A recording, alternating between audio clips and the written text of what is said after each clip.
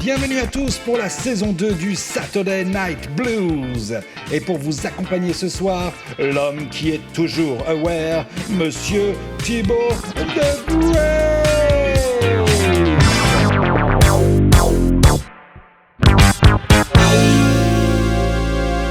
Bonsoir et bienvenue à tous pour ce premier épisode de la saison 2 du Saturday Night Blues. Je suis vraiment très content de vous recevoir ici pour cette nouvelle saison. Et n'oubliez pas que le Saturday Night Blues, c'est l'émission où on vous projette des images dans les yeux et on vous diffuse de la musique dans les oreilles. Et j'ai envie de vous dire, celui qui m'accompagne fidèlement depuis l'an dernier, le seul et l'unique, the one, the only, Monsieur Lee Gali. Hey, bonsoir à tous, bonsoir mon Thibaut, ça me fait très plaisir d'être avec toi. Tout à fait. La formule ne change pas trop, mais cette saison, il va y avoir des petites nouveautés. Ouais, il va y avoir des petites nouveautés. Alors moi, je précise juste une chose. Ce soir, on n'est pas en direct sur Twitch. On est diffusé sur Twitch, mais cette émission est enregistrée. Donc ça va arriver un petit peu sur cette saison. On vous préviendra, on vous dira quand on sera en live, on lira vos commentaires, etc. Ce soir, c'est pas le cas. C'est un samedi soir enregistré. Donc voilà. Mais bonsoir à tous Twitch, bonjour YouTube, parce qu'on est diffusé sur YouTube. Et puis bonjour peut-être sur un autre média, on ne sait pas encore. Sur les autres réseaux sociaux, mais ça pour l'instant... C'est la magie justement de cette émission qui nous permettra de nous étendre encore sur d'autres réseaux. Les amis, il ne faut pas oublier celui sans qui on a de l'image, mais si vous nous voyez, mais il faut nous entendre, c'est Monsieur Manu. Alors Monsieur Manu, il a la particularité d'être invisible, il ne veut pas se montrer, mais par contre, on s'entend et c'est le plus important. Donc Monsieur Manu, au son. Allez, mon Cali. Alors, avant de vous présenter notre invité, attention, j'ai envie de vous dire, il faut que vous regardiez ce petit magnéto, mais surtout, vous regardez, mais vous écoutez, et on revient juste après. Magnéto. J'ai vu ces larves m'attendre à l'aéroport, me conspuer comme un criminel. Ils m'ont traité de toutes les saloperies, ils m'ont appelé le boucher. Mais qui sont-ils pour me faire des reproches, hein? Qui sont-ils? Est-ce qu'ils étaient à ma place en pleine jungle? Ils nous jugent, ça fait qu'ils parlent. C'est un moment dur pour tout le monde, Rambo. Tout ça, c'est du passé maintenant. Pour vous! Tiens, jette un œil là-dessus. Cette photo, je l'ai piquée à un type qui en payait un autre pour te dessouder. Tu la reconnais, ta gueule? Hein? Il fera pas grand mal à ce petit salaud. À moins que sa peau soit plus mince que la nôtre. Mais ça va quand même lui ficher une secousse. Il y a des années, j'ai perdu 8 frères, 15 sœurs, 3 pères. Il a descendu le fleuve en aval. Comment le savez-vous? Les grosses pierres luisantes ont été retournées par le cheval et il y a de la mousse sur celle qui ne l'a pas piétinée. Oh, disons que j'ai eu quelques soucis à cause de mes cheveux. Il y a 3-4 ans, ils commençaient à tomber. Ben, j'ai fait ce qu'il fallait, c'est tout. Vous êtes content de l'avoir fait? Ça va, je me sens bien. J'aurais jamais essayé, sinon je l'ai fait pour mieux m'accepter et le but est atteint. Je me regarde dans le miroir, on dirait que c'est moi. Le thymus, eh bien, c'est l'organe de formation des défenses de notre corps. Et votre métier sera le plus beau. Apprendre à distinguer nos amis de nos ennemis. Combattre et détruire ces derniers. Votre existence sera passionnante. Le niveau de phéromone du garçon indique qu'il veut s'accoupler avec la femelle. Brigitte! Surtout ne t'amuse pas avec ce garçon. Il doit être aussi dingue que son père, à mon avis. Et crois-moi, c'est très contagieux, cette maladie. Tu pourras attraper ses oreilles, ce nez, ses aïeux. Ça peut t'arriver. C'est horrible. Fais très attention à toi. Vous foutez le camp. Je vous engage à laisser ma famille tranquille et à foutre le camp. Sinon, vous le paierez cher. Ça sera très cher et ça fera mal. Faut que j'aille maintenant. Sauf pas, hein. Souhaite-moi bonne chance, on en aura besoin. Bonne chance. Et oui, si je devais décrire notre invité en un mot, je dirais magique. Magique car c'est un homme qui vous procure des émotions, que vous soyez des petits-enfants, des adolescents ou des adultes, il est dans vos oreilles, il fait partie de votre quotidien. Son métier, Comédien, mais avec une spécialité bien singulière. Il vous fait aussi bien rire que pleurer, il vous fait voyager, il vous donne des frissons, il vous permet de vous transporter dans différents mondes aussi bien réels qu'imaginaires que nostalgiques. La saison dernière, nous avions reçu notre reine du doublage en la personne de Maïdara. Cette saison, il était impensable de ne pas recevoir notre roi. Place au roi, monsieur Alain Dorval. Bonsoir Alain. Non, mais t'en as remis un peu beaucoup, là, quand même. Au niveau de la royauté, ce calme. Mais d'ailleurs, il y a un extrait que vous avez passé où il y avait Maïk aussi, d'ailleurs. Tout à fait, dans Jackie Dans Brown. le film de Tarantino. Bon, Jackie Brown, ouais, en tout c'était- cas, pour nous, tu es notre roi Alain. Voilà. Merci d'être sur notre plateau, c'est déjà le plus important. Comme on l'a vu dans ce petit magnéto, déjà j'ai envie de te demander, est-ce que certaines images de ce premier magnéto, est-ce qu'il y a des films que tu as revus, que tu avais oubliés, ou qu'est-ce que ça t'a fait là, de revoir tout ça? Bah oui, il y a un Nick Nolte qui doit être 48 heures, Oui. ou 48 heures de plus, puisqu'on avait fait les deux. Et c'était avec mon copain Medondo, qui était la voix d'Eddie Murphy. Et pas que. Et que c'est quelqu'un que j'aimais beaucoup. Voilà. Et, mais moi, Alors je- vous avez passé un extrait d'Alien aussi. Oui. Alors je déteste ce genre de film en ce qui me concerne. Donc il y a un moment où ça se passe mal pour lui, c'est-à-dire qu'il y a les aliens qui sortent de son thorax ou de son abdomen, je ne sais plus. Alors lui c'est son copain, c'est le premier qui se fait, qui meurt Enfin, comme ça. il meurt dans le film. Hein, Oui. Ouais. Celui que à Alors qui là, tu je donnes me de la souviens que voix. j'avais demandé qu'on coupe l'image carrément. Je voulais pas voir ça. Voilà. D'accord. Et d'ailleurs, je fais aussi couper l'image quand on chante, 9 fois sur 10 maintenant. Je fais couper l'image parce que l'image américaine est rarement synchrone, Ah ouais. ce qui est assez ennuyeux. Et nous, bon, instinctivement, on essaie d'être synchrone à l'image. Mhm. Or, c'est pratiquement impossible sur les chansons parce qu'on a un playback et qu'on est obligé de respecter le playback et d'être dessus. Bien évidemment, on a le playback d'origine. Ok. Il n'y a plus la voix d'origine puisqu'on met la nôtre à la place. Mais donc, je coupe l'image parce que sinon je suis attiré par l'image et je suis décalé par rapport au playback parce que c'est jamais synchrone, quoi. C'est dommage, mais c'est comme ça. Alors justement, là tu commences à nous en parler un petit peu. Nous on a envie tout de suite de te poser une question. C'est, tu es un homme de l'ombre, tu donnes de la voix à des personnages, mais Alain Dorval c'est pas que ça. Donc, qui es-tu Alain Dorval?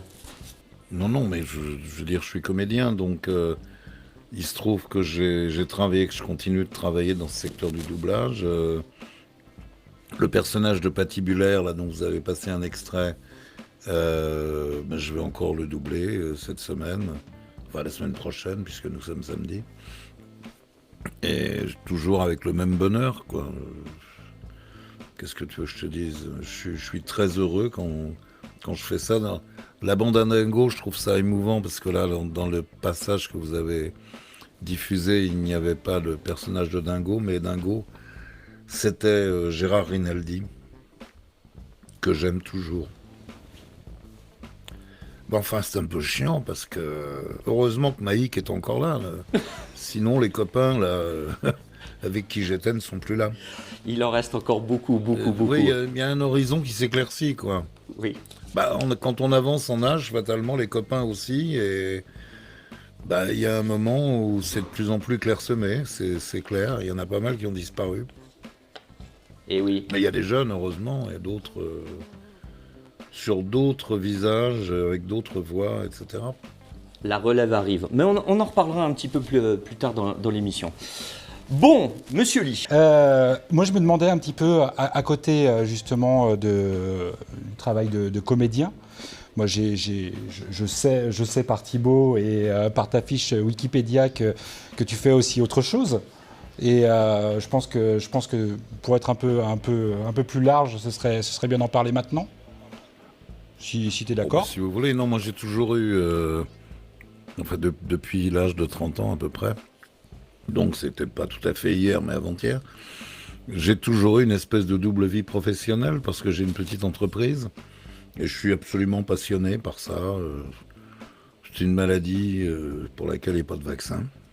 Alors, on peut le dire, il y a quelques années, tu étais dans les HP, tu faisais dans les haut-parleurs, un peu plus dans le cinéma, si je me dis. Non, pas les haut-parleurs, dans les enceintes. Dans les enceintes, pardon, excuse-moi. On fabriquait des enceintes, on était sous-traitants, donc on fabriquait les caisses des enceintes, mais uniquement en professionnel. Et à l'époque où la marque Altec existait, là tu vois, c'est triste, parce qu'aujourd'hui, je le vois sur mon petit ordi, là. Il y a un truc où il y a marqué Powered by Altec. Avant, c'était tous les cinémas de Français de Navarre qui étaient Powered by Altec.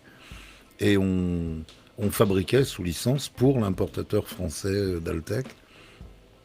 Et comme les cinémas étaient équipés comme ça, les studios d'enregistrement l'étaient aussi.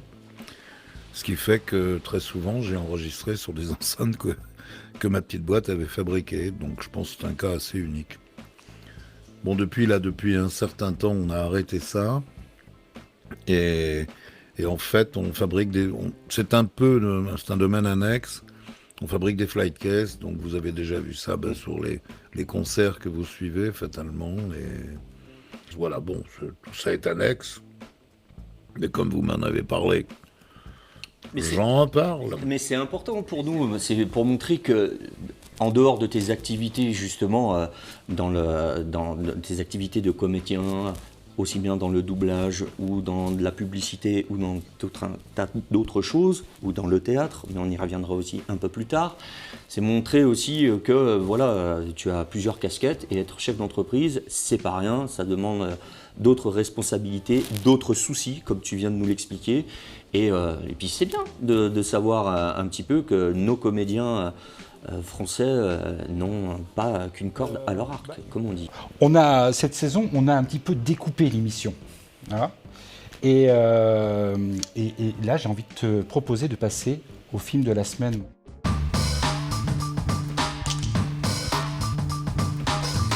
Alain, C'est beau ça. ça j'adore, ça fait partie des petites nouveautés, voilà, très 80s. J'allais te dire, Alain, est-ce que ça te rappelle des petites choses quand tu vois des jingles assez old school comme ça? Très honnêtement, non, pas spécialement, je sais pas pourquoi.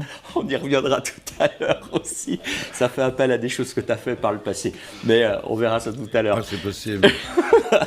Bon, écoute Alain, place au film et place au cinéma. Il y a quelques semaines, quelques mois maintenant, on t'avait demandé si déjà tu acceptais d'être dans l'émission Chose faite. On t'avait demandé de choisir un film. Quel est ce film? Ah, c'est à moi de le dire? Ah, c'est à toi de le dire. C'est ton moment. Faut que tu nous dises quel est le film. Quel est ce film?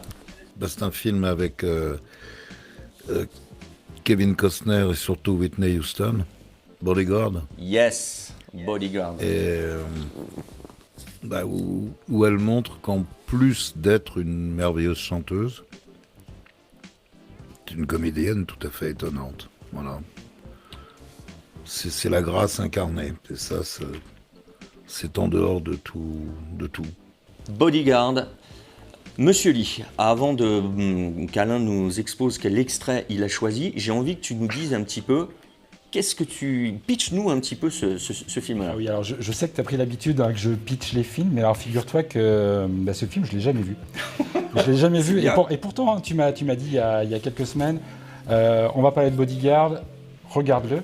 Et alors figure-toi que quand il est sorti à l'époque, les critiques avaient été très négatives. J'étais jeune, j'étais fou. On était en 94, donc j'ai pas l'ouverture d'esprit. 92. 92. Eh ben, déjà une erreur, parce que tu vois, j'ai amené un livre et je vais lire un petit peu une critique. Et c'était un petit peu les critiques qu'on entendait à l'époque. Sur le film. Sur le film, ça c'est un bouquin qui s'appelle Vidéo de poche. Voilà, c'était un petit guide des vidéoclubs. Ok. Quand tu étais perdu au milieu des cassettes, des VHS. Un petit guide comme ça, c'était pratique. Et à l'époque, la plupart des critiques, c'était, et en tout cas celle-là, c'est un produit dérivé du marketing de la chanson du film, entendu un nombre invraisemblable de fois. Le scénario est abonné absent. Je lis pas tout, mais le bouquin a détesté. Il y a plein de critiques qui avaient détesté à l'époque, donc je ne l'ai pas vu. Et moi, je te propose, et Alain aussi, de me dire pourquoi j'ai tort de ne pas l'avoir vu. Je pense que c'est une bonne chose, non? Alors Alain, à ton avis, pourquoi c'est un tort que Monsieur Lee n'ait pas vu ce film? Non, mais il n'y a pas de tort, ni de raison d'ailleurs. On aime ou on n'aime pas. Moi, je suis très, très, très sensible à ce vise. Tiens, il faudrait que tu regardes, on trouve ça sur Internet, l'intervention de Kevin Costner pour les funérailles de Whitney Houston, dans l'église. Tu regardes ça et tu écoutes Kevin Costner. Et si ce qu'il a dit ne te convainc pas de voir le film, c'est qu'on n'est pas sur la même planète. At the height of her fame as a singer, I asked her to be my co-star in a movie called The Bodyguard. I thought she was the perfect choice. But the red flags came out immediately. Maybe I should think this over a bit. I was reminded that this would be her first acting role. We could also think about another singer, was a suggestion. Maybe somebody white. Nobody ever said it out loud, but it was a fair question. It was. Et moi, je vais compléter ce que dit Alain. Alors moi, je n'avais pas revu ce film depuis mon adolescence. Et là, pour préparer l'émission, je l'ai re-regardé. Et j'avais carrément oublié, la trame du film, elle m'est revenue tout de suite. Voilà, je vais pas spoiler pour les gens qui ne l'auraient pas vu, mais voilà, c'est un drame. Hein. Kevin Costner est un agent, un garde du corps, pardon. Il protège Whitney Houston, qui est une star montante et grandissante, et ça fait carrément écho à la carrière qu'elle vivait en réel. Si tu veux, elle avait commencé comme mannequin, elle avait commencé à faire ses premières chansons, ses premiers clips, mais si tu veux, elle était déjà à l'apogée de sa carrière à ce moment-là. Et ils sont venus la chercher pour être cette héroïne dans le film. Donc si tu veux, c'est sa première expérience au cinéma, qui est vachement concluante. Alors petite anecdote de tournage, c'est que entre Kevin Costner et Whitney Houston sur ce film-là, ça n'a pas du tout marché. Ils se sont mis un peu sur la tronche, et c'est à la fin du film et justement quand les choses ont commencé à se mettre en place, que Kevin Costner il s'est attaché à Whitney Houston et qu'ils sont vraiment devenus amis. Et c'est pour ça que je complète ce que dit Alain. Effectivement, elle nous a quittés et Kevin Costner a des mots très très très très tendres pour elle. Et ils sont devenus très très amis par la suite. Mais c'est vraiment un film qui est maintenant ancré dans son époque, donc très années 90. Mais c'est une bande-son qui est assez incroyable, qui est à l'image de Whitney Houston, parce que, comme tu l'as lu là dans ta critique de film, oui, produit marketing peut-être, mais après, il y a des comédiens. Et Kevin Costner, on le connaît tous pour ses succès, il avait fait Robin des Bois juste avant, donc je te refais pas le film, c'était une star, voilà. Et Whitney Houston, pour un premier film, elle est hyper concluante, quoi. Enfin, pour moi, même aujourd'hui, quand tu regardes ça, c'est super bien. Après, il y a toute une ambiance et tout ce qui va avec. Je ne veux pas être trop long. Alain, dans ce film, quel est l'extrait dont tu as envie de parler? Est-ce que tu peux nous dresser un peu la situation? Quel extrait t'as retenu et que tu veux nous présenter? Non, parce que je ne me souviens pas du film. Moi, j'ai regardé de multiples fois. C'est pas ce qui se passe dans le film qui est important. Ce qui est important, c'est elle. Voilà, que je trouve merveilleuse. Tu sais, elle a commencé à chanter après, effectivement. Elle a commencé en tant que mannequin, très jeune, je sais pas, adolescente. Mais en fait, sa maman chantait du gospel. C'était une chanteuse de gospel professionnelle. Elle a appris à chanter avec sa maman. Et bon, il y a un extrait, je sais pas si vous le passerez, où elle chante aux Awards de 94, I Will Always Love You. Et là, c'est en direct, je veux dire, c'est pas, elle est sur scène. La scène, c'est le révélateur de tout. Hein. On triche pas, il n'y a pas de faux semblants, t'es là ou t'es pas là, quoi. Tu avances plus vite que nous, Alain. Alors regarde, ce que je te propose, c'est qu'on va regarder l'extrait du film, justement, avec ce titre mythique. On passe l'extrait. Et puis après, justement, on fera le parallèle avec ce qu'elle pouvait dégager sur scène. Ok ? Extrait. Au revoir, Rachel. Au revoir, Franck.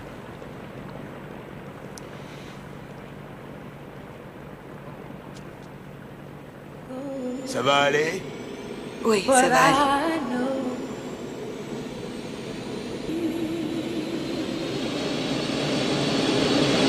Non, attendez! Voilà pour cet extrait, Alain. Bon, on sent que le réalisateur, il avait un petit peu Casablanca au moment où il a tourné cette scène. Enfin voilà, moi ça m'a fait penser à ce film-là. Non mais elle est plus belle que Bergman quand même. Si tu parles de Casablanca, Oui, on parle bien lui-même. Alors, on a mis un petit bout là de la scène avec cette chanson. Et on l'a coupé volontairement parce que je sais que tu nous l'avais demandé en off. Il y a un moment dans sa carrière qui t'a plu. C'est justement au World Music Award à Monaco, chez nous en France, avec le prince Régnier. C'était pas Régnier, c'était son fils, je pense. Le prince Albert, pardon. Excuse-moi. Donc, je vous propose de regarder ce qu'elle fait ce soir-là. Elle a gagné toute une série de prix justement pour le film, pour ses albums, et elle nous le joue en live et ça donne ça.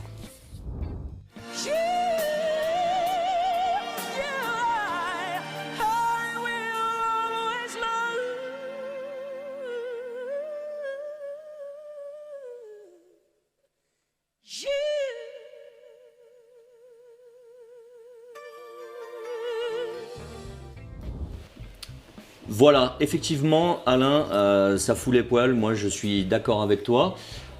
Pourquoi, spécifiquement, tu es sensible à la musique de Whitney Houston? Cette chanson, c'est une chanson de Dolly Parton. Et on n'est pas tout à fait dans le même univers. Genre blonde platine, un peu western, machin, country. Mais bon, il n'y a pas de raison de déprécier non plus. C'est une femme qui chantait aussi d'une manière très, très chouette. Mais ça n'a rien à voir avec la dimension dramatique qu'elle apporte. Et en fait, c'est Costner qui a pensé à ça. C'est lui qui a pensé à ce que cette chanson fasse partie du film. Et la chanson est complètement liée au film maintenant, je crois. Et liée à Whitney Houston, bien évidemment. Et oui, parce que c'est justement, c'est on elle. sait aussi que là, c'est en 94. Bon, elle aura encore quelques années à vivre et malheureusement, la fin de sa vie sera pire que celle de Bodyguard. Elle finira comme Amy Winehouse. En fait, c'est très bizarre parce qu'elles ont des choses relativement parallèles, toutes les deux. D'abord, un talent monstrueux. Des voix pas possibles. Et elles ont eu toutes les deux un père chauffeur de taxi qui s'est barré quand elles étaient jeunes, je crois, qui est revenu quand elles ont vendu des millions de disques. Bon.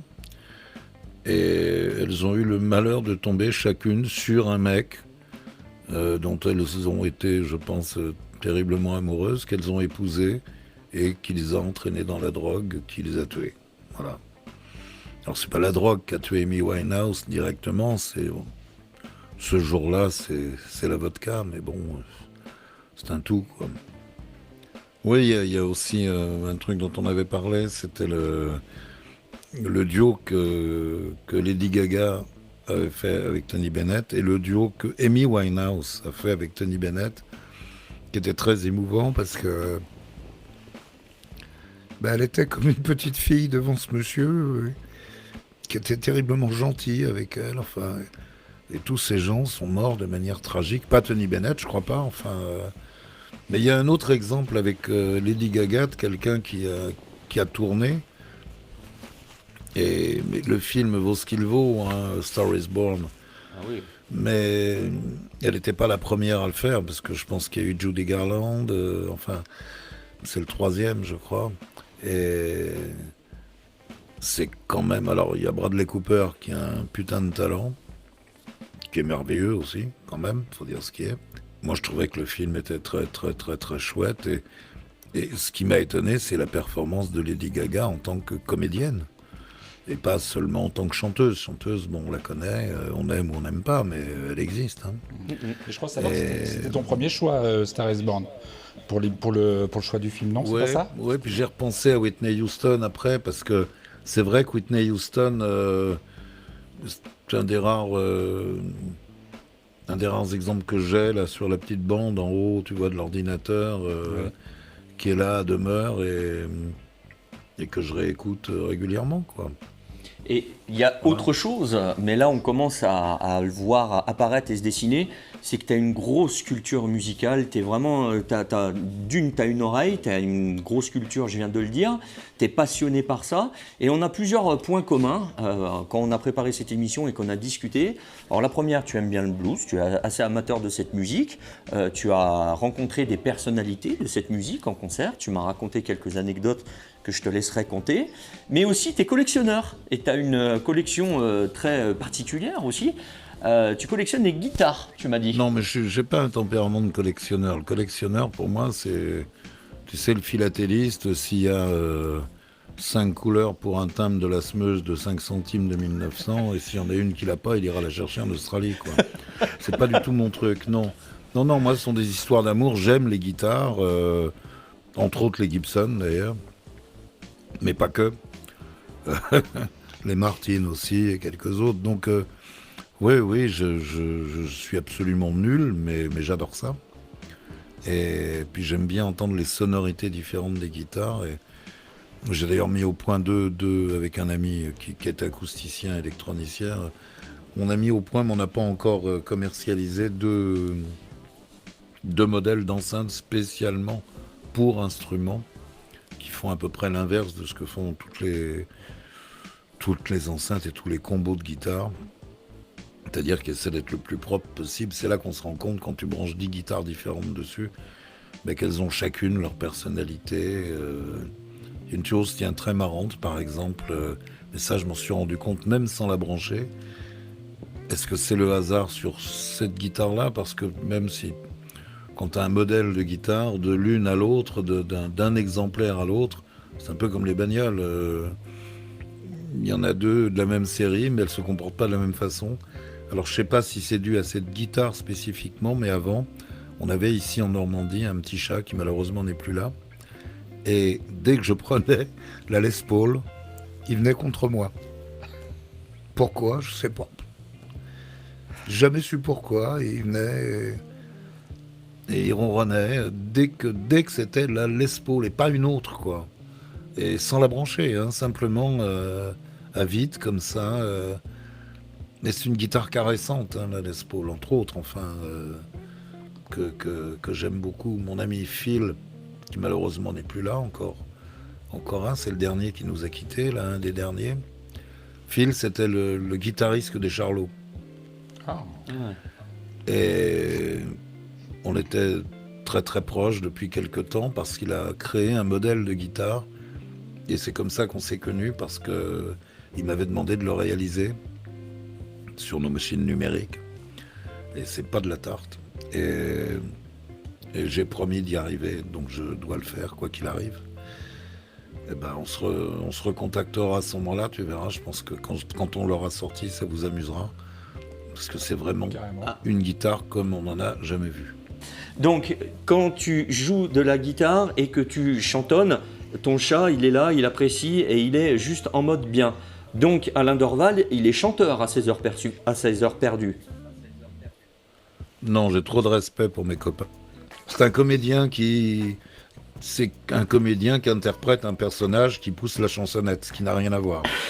Les vrais chanteurs, c'est pas ça. Ok. Voilà. Je vais encore le faire cette semaine, hein, pour Patibulaire, pour Disney. Je suis ravi, Mais Alain, mais tu lis en moi comme dans un livre, j'ai envie de te dire. Bon, pour tous ceux qui ne savent pas, qui n'auraient pas compris, et tu viens de le dire. Tu voulais le piéger, Voilà, je voulais te piéger, tu m'as eu. Bon, alors, Alain Dorval, quand il chante sous les traits de Patibulaire, ça donne ça. Tricheur menteur, c'est tout moi, c'est ma vie, c'est ma loi. Je suis un gros vilain pas pourri, voilà pourquoi.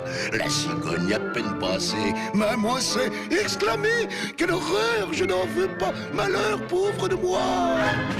Ah, ça, si Bah, je m'en c'est pas de la souvenais voix, Je m'en souvenais pas du tout. Donc vous avez passé un extrait tout à l'heure, mais là où on chantait pas. Mais il y en a un où j'ai poussé la chansonnette aussi, et que j'adore, c'est Fievel. eh oui. Mais chaque fois, ce sont des chats d'ailleurs. Oui. Parce que Patibulaire, j'ai mis très longtemps à m'en rendre compte, c'est un chat. Oui. Ça se voit à ses petites oreilles pointues. Moi, je savais pas. Moi, ça. Et c'est assez mais c'est logique parce que à l'époque, bah là, il a encore sa jambe de bois. Mais il a beaucoup évolué. Hein.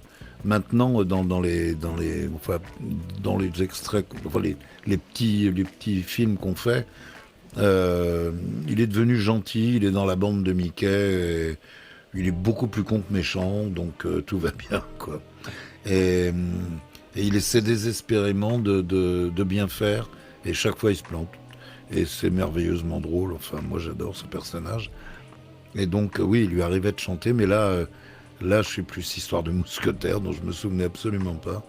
Mais sinon, il y a Fievel aussi, dans lequel Tu chantes. là, on a poussé la chansonnette. Ouais. Non, mais j'aimais bien le Tiger de Spielberg aussi. Spielberg, je dis Spielberg parce que c'est Spielberg qui a fait Fievel, qui est une très très belle fiction qui est en fait quand même très inspirée des malheurs du peuple juif, puisque ce sont des souris qui s'appellent Mauskevitch qui viennent d'Ukraine et qui quittent l'Europe et ses pogroms en espérant que en Amérique il n'y a pas de chats, les rues sont pavées de fromage.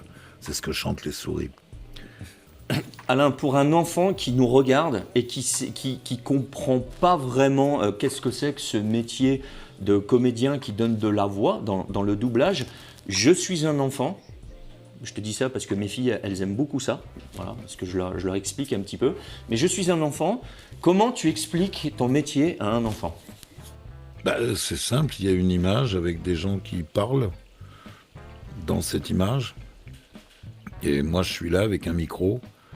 On supprime la voix d'origine, enfin on la supprime pas, mais elle n'est pas éradiquée, hein, Dieu merci. Mais on essaie de mettre sa voix à la place de la voix du comédien qui est à l'image. Donc moi je dis toujours, l'idée c'est d'essayer d'entrer dans le personnage pour créer chez le spectateur l'illusion que la voix soit la sienne et qu'elle sorte du personnage, qui n'est pas nous-mêmes, bien évidemment. Donc on fait parler un personnage avec une voix autre que la sienne, simplement parce qu'il ne parle pas dans notre langue et que c'est pour rendre compréhensible l'action dramatique et que la plupart des gens se posent même plus la question, d'ailleurs, quand ils voient des choses doublées, ils croient que ça se fait comme ça, d'une façon presque naturelle. Non, il y a une espèce de transfert étrange entre la voix de quelqu'un et l'image d'un autre. Voilà. Ça m'est arrivé dans un film de doubler une femme et c'était très très troublant. Je sais plus comment s'appelait le film. Ça avait été tourné en Turquie et le réalisateur, je sais pas, il y avait eu un truc entre le réalisateur et le producteur qui avait imposé une nénette. Et pour se venger, le réalisateur a voulu que cette jeune femme, qui était assez belle d'ailleurs, soit doublée par un mec. Mais par un mec qui n'avait pas une voix de fillette, quoi. Une question. Quand commençons-nous ? Demain. Splendide. Il n'y a qu'une seule chose qui m'intéresse dans cette queda. Je veux ce fameux éléphant que vous avez élevé. Comment s'appelle-t-il déjà ? Tusk. Oui, c'est ça. C'est lui que je veux. Je veux un collier dans l'ivoire de ses défenses. Vous aurez Tusk. D'accord. Vous aurez Tusk, Votre Altesse. Bon, nous partons demain matin. Mais j'avais trouvé ça absolument passionnant, Ouais, franchement. j'imagine. Parce que pour moi, ça sortait complètement de de l'univers du gag, enfin, ou de la caricature. Hein, et j'ai essayé de faire que ce soit le plus crédible possible, quoi. Moi, il y a une question qui m'intéresse à chaque fois. C'est est-ce que toi, tu as tendance à regarder les films dans lesquels tu as donné de la voix ? Non, j'ai pas cette curiosité non, parce que je verrai toujours les défauts. Donc sinon, si parfois le film passe à la télé, j'en regarderai un bout peut-être, ça m'est arrivé. Mais c'est amusant parce que le premier film, en fait, j'ai commencé à faire du doublage parce que j'avais tourné dans un feuilleton et la personne qui avait en charge la post-synchronisation, il y a toujours des choses qui ne sont pas doublées parce qu'on se double pas soi-même, mais qui sont post-synchronisées parce qu'on était en extérieur et qu'il y a un tracteur ou un avion qui passe, donc il faut refaire la prise de son tout bêtement. Donc on l'a fait en studio après coup, en post-synchronisation, et la personne qui avait en charge cette post-synchronisation m'a dit « Est-ce que vous voudriez faire du doublage ?»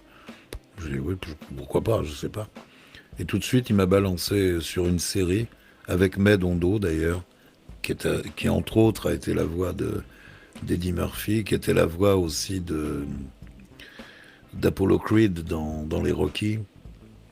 Et on a doublé une série qui s'appelait Les Bannis, avec c'est une histoire de western, enfin, après la guerre de sécession, entre évidemment un blanc sudiste, sinon c'est pas drôle, et un black. Et la série était chouette, mais il y a eu que 12 épisodes, ça a pas accroché, il n'y a pas eu de suite. Vos chevaux vous attendent derrière la maison. Un ami? Qu'est-ce que c'est que cette histoire? Quand est-ce qu'on a eu le temps de se faire un ami dans ce village? Ce qui intéresse sûrement cet ami, c'est de toucher les $1000 contre ta tête. Et ce type se cache derrière la maison, il nous attend. Oui, c'est moi qui l'attends, mon vieux. Tu n'as aucune valeur, toi. C'est ça, merci. Et puis le premier film que ce monsieur qui s'appelait Elie Fabricante m'a fait doubler, c'était un film d'Antonioni qui s'appelait Zabriskie Point. Et je me suis rendu compte que je l'avais jamais vu. Moi, j'avais peut-être vu le film avant, je m'en souvenais pas, ça remontait à quelques années. Et un jour, il est passé à la télé. Je dis, oh, tiens, je vais regarder, mais c'était la fin du film. Et j'ai vu le personnage, je pense, que j'avais doublé, mais dans les dernières 10 minutes, il se crache en avion, et les minutes qui précèdent, il dit pas un mot. Donc je ne me suis jamais rendu compte de ce que donnait ma voix sur ce personnage. Voilà. Si ça répond à ta question, en dehors de ça, je vais évidemment pas... je vais pas au cinoche pour m'entendre, c'est clair. Tu regardes jamais... J'ai pas besoin de narcissisme du tout. Ça m'est arrivé quelquefois... Si, parce que dans notre petit cinéma, ici en Normandie, à Bernay, ils étaient contents de m'inviter quand le Creed, le dernier, est sorti. Donc je l'ai vu, évidemment, je l'ai vu en français dans ces cas-là. Mais non, sinon j'aurais pas l'idée de me déplacer pour aller m'entendre. Je crois que je l'avais fait pour le premier Rocky parce que je voulais vraiment me rendre compte de ce que ça donnait. Ça m'est arrivé 1 ou 2 fois comme ça d'aller en salle pour voir ce que ça donne, comment c'est reçu par les spectateurs aussi. Ok. Voilà, vous savez tout, presque. Non, pas encore. On ne sait pas tout, on a plein de choses à te demander. Écoute, pour avancer un peu dans l'émission, on va passer à une nouvelle rubrique. C'est une petite nouveauté dans cette émission et on va faire appel à ta mémoire. Alors, nous, pour donner un peu un nom à cette nouvelle rubrique, on a appelé ça le test de Rorschach.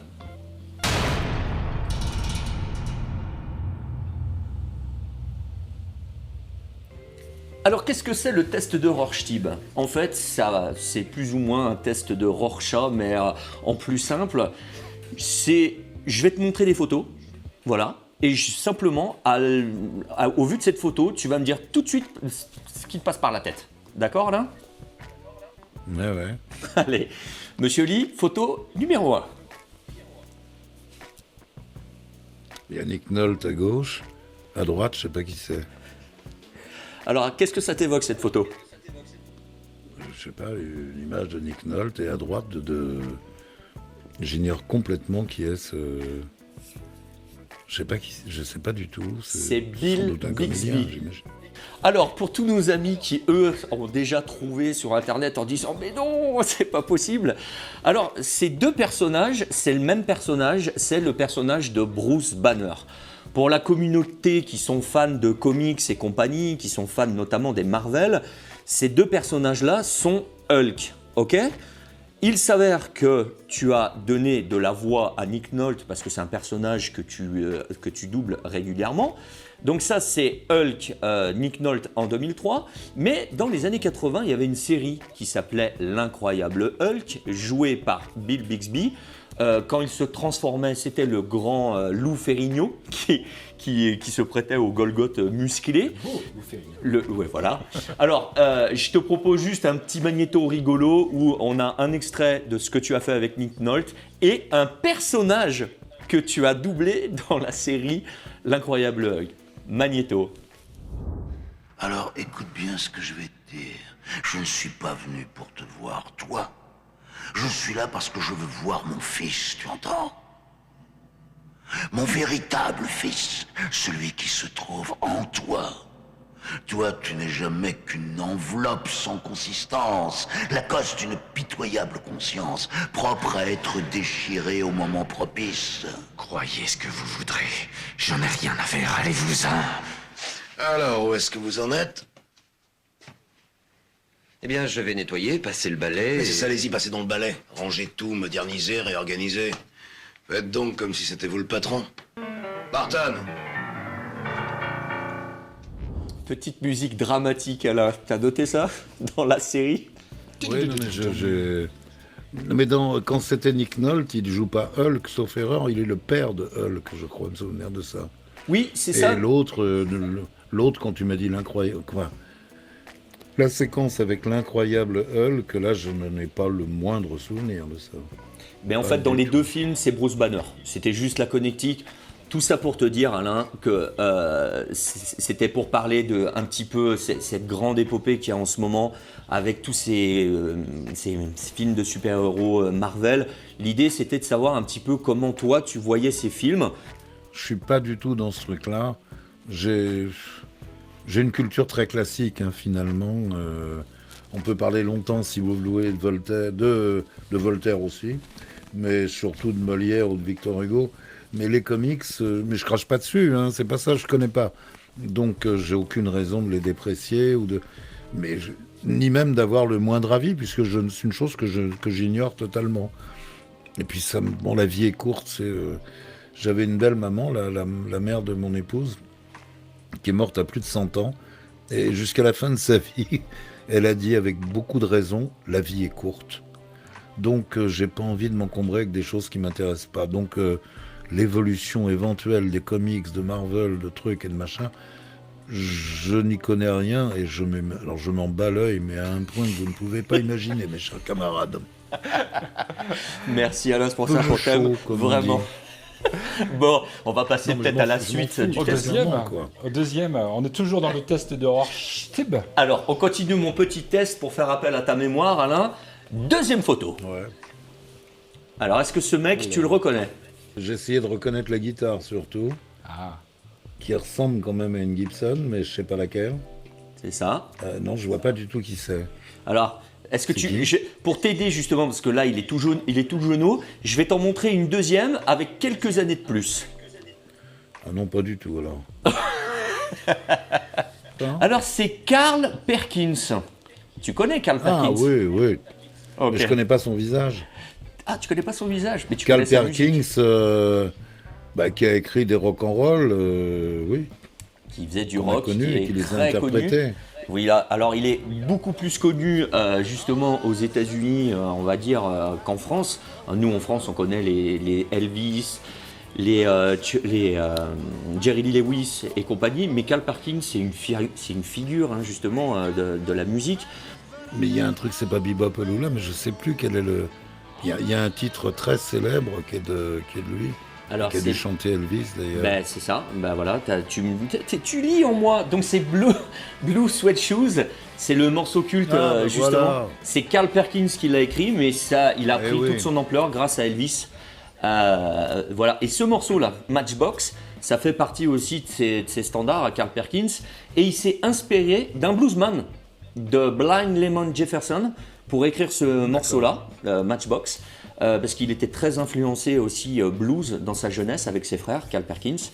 Et donc, il a écrit beaucoup de choses issues un peu du blues qu'il a rocké, comme on dit, plus tard. Et Carl Perkins, ça a aussi été une grosse influence pour des gens que tu aimes beaucoup, Alain, les Beatles. Les Beatles sont très très très friands de la musique de Carl Perkins. Et justement, dans les années 60, ils ont demandé à Carl Perkins d'assister dans leur studio à Abbey Road à un enregistrement. Ils ont repris 2 de ses titres et Carl Perkins était là en spectateur pendant qu'ils ont enregistré. Je voulais en arriver par là parce que tu lui as donné de la voix à Carl Perkins aussi sur un film de John Landis en 86. Nous, on est très friands de ce cinéma des années 80. Tu l'auras compris parce qu'on a grandi avec ta voix. Et donc, tu lui as donné de la voix et je voulais montrer ce petit magnéto. Magnéto. Voici Monsieur Williams, le secrétaire particulier de Monsieur Moradi. Oui, j'ai un message très important pour Hamid Moradi. Je le lui transmettrai avec plaisir. Non, je dois le voir en personne. Impossible, il n'est pas ici. Ah, ce n'est pas ce qu'on vient de me dire. Il vient de quitter le club. C'est de la part d'une amie de Monsieur Moradi, une amie très proche. Vous avez intérêt à parler tout de suite ou vous allez vous faire voir ailleurs. C'est une question de vie ou de mort, je ne peux rien dire d'autre. Je dirai le reste à Monsieur Moradi.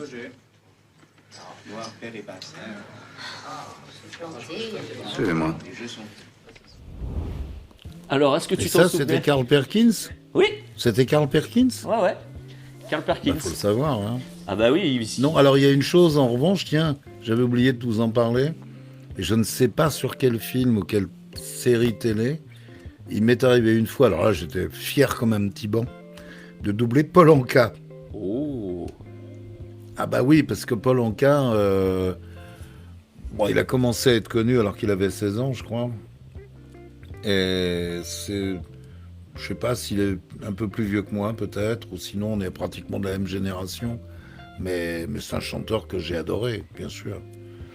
Pourquoi tu fais courir le bruit que tu me payes, hein ? Je fais courir quoi ? J'ai dit ça à personne. Ça court les rues, en tout cas, c'est tout ce que je sais. Et qu'est-ce que tu manigances d'autre part ? Tu vas revendre de la drogue ?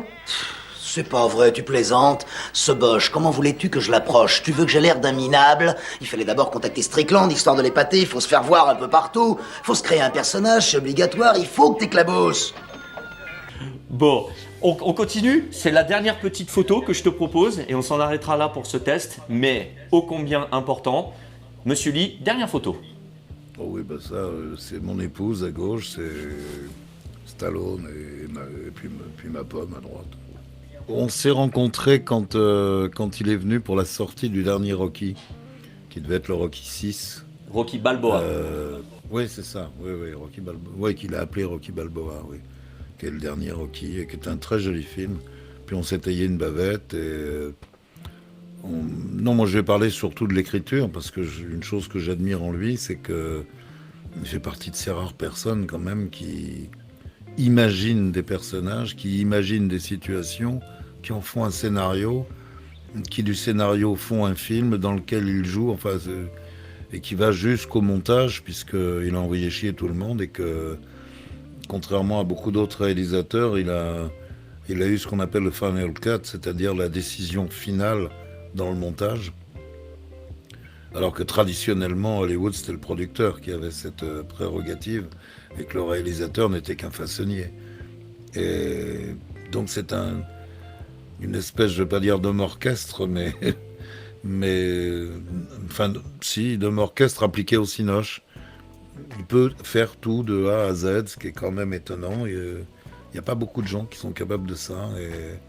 Et il a écrit des scénarios et des dialogues. Enfin, celui de Rocky, d'abord, le premier, est quand même tout à fait étonnant. Rambo également. Sachant que dans toutes ces séries, le premier de ces films est toujours le plus étonnant, fatalement, puisqu'on découvre un personnage. Et donc le soir de cette photo, là où vous êtes, cette petite photo de famille, c'était la première fois que tu le rencontrais ? Oui, on s'est revus une autre fois, mais là vraiment en coup de vent. Tandis que là, j'avais eu l'occasion de pouvoir discuter avec lui, et c'était sympa. Alors, justement, nous, on a grandi avec Monsieur Lee, avec tous ces films, ces actionneurs des années 80-90, il était impensable de passer aussi à côté du travail colossal que tu as fait sur les films de Sylvester Stallone. Et je te propose un échantillon de ce que tu as fait pendant toutes ces années. Magnéto. Je vais te péter la gueule. On verra ça. Ne regarde pas en bas! Regarde-moi! C'est ça, tiens bon! Je fais ça! Le mousqueton va lâcher. Ma spécialité, c'est de faire mon job. Pendant que le meilleur de ma vie attend qu'un malade la massacre.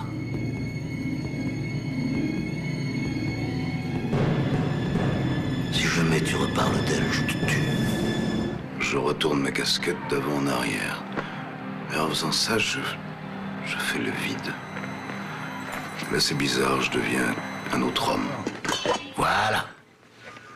J'avais un peu de temps, alors je t'ai préparé un petit quelque chose. Un peu de ceci, un peu de cela. Dis-moi que ce sont les meilleurs manicotiques que t'as jamais mangés de ta vie. Et dis-le-moi, Ed. Vas-y, crache le morceau.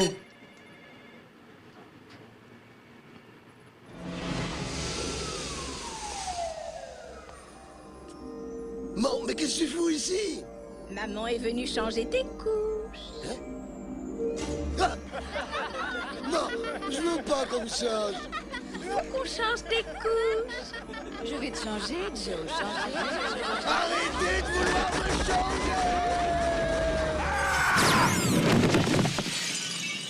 changer. La mort. L'audience est levée. Les femmes sont des instruments de musique comme le luth. Mais les hommes, toi, moi, on est des brutes à côté. On obtient ce qu'on veut que si on balaie certaines choses à force de volonté. Les femmes, elles se servent de leur talent, c'est pour ça qu'on leur arrive pas à la cheville. C'est pour ça que t'auras jamais raison avec une femme, parce qu'au bout du compte, elle te battra toujours. Entre vivre pour rien ou mourir pour quelque chose.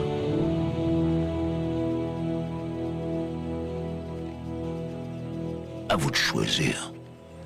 Tu m'as réappris à me battre. Je vais rentrer chez moi, je vais combattre ce truc. Mais si je me bats, il faut que tu te battes aussi. Alors tu vas traverser ce ring et coller une bonne droite à ce connard et le mettre KO. Est-ce que tu peux le faire? Dis-le. Je vais lui coller une droite et le mettre Ouais, KO. je sais. Tu sais pourquoi? Parce que t'es un Creed et que je t'aime, fiston. Moi aussi, je t'aime. Allez, petit, faut y aller. Amène-toi, vilain. L'un de nous deux sera le plus fort. Approche, vilain. Approche.